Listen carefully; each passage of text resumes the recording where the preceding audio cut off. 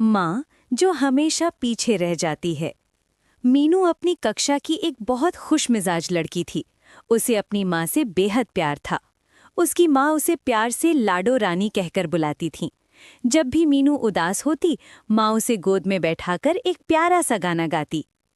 पोपट पोपट माड़ी वर, बाड़ा लघेते कड़ी वर। मीनू को लगता था कि उसकी माँ सच में किसी परी से कम नहीं है। एक दिन स्कूल में टीचर ने कहा, आज आप सभी अपनी माँ के बारे में कुछ बोलेंगे। मीनू खुशी खुशी खड़ी हुई और बोली, मेरी माँ बहुत सुंदर है और बहुत समझदार भी।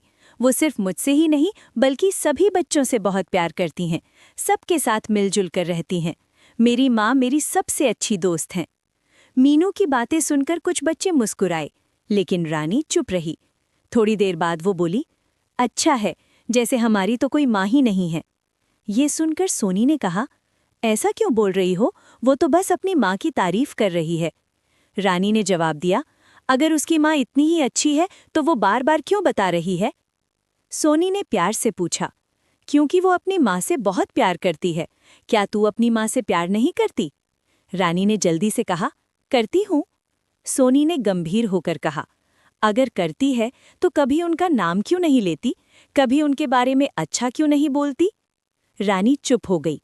सोनी आगे बोली, तेरी माँ रोज सुबह सबसे पहले उठती है, सबके लिए खाना बनाती है। उसे खुद चाय पीने का भी समय नहीं मिलता, और जब वो थोड़ी देर बैठती है तब हम कहते हैं, आई मेरा टिफिन भरो, आई मेरी चप्पल कहाँ है, और अगर जरा देर हो जाए तो नाराज भी हो जाते हैं। रानी की आंखों में आंसू आ गए। उसे अपनी माँ का थका हुआ चेहरा याद आ गया। मीनू ने धीरे से कहा, रानी, हर माँ अच्छी होती है, बस कुछ माएँ बोलकर प्यार जताती हैं और कुछ चुपचाप सब कुछ सह लेती हैं। स्कूल की छुट्टी हो गई।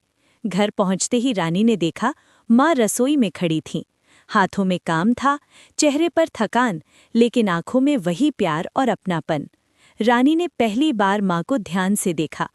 उसे एहसास हुआ, माँ ने अपने सपने कहीं पीछे छोड़ दिए थे। रानी धीरे से बोली, आई, आज मैं आपकी मदद करूं? माँ चौंक गई। आज क्या हुआ बेटा? रानी ने माँ को गले लगा लिया और कहा, आई, आप मेरी सबसे प्यारी माँ हो, मैं आपको रोज समझ नहीं पाई। माँ की आंखें भर आईं। उन्होंने कुछ नहीं कहा, बस रानी के सिर पर प्यार से हाथ फेर दिया। उस दिन के बाद रानी बदल गई। अब वो माँ से प्यार से बात करती, उनका हाथ बंटाती और दोस्तों से कहती, मेरी माँ भले ही परी ना दिखें, पर वो मेरी जिंदगी की सबसे बड़ी ताकत है।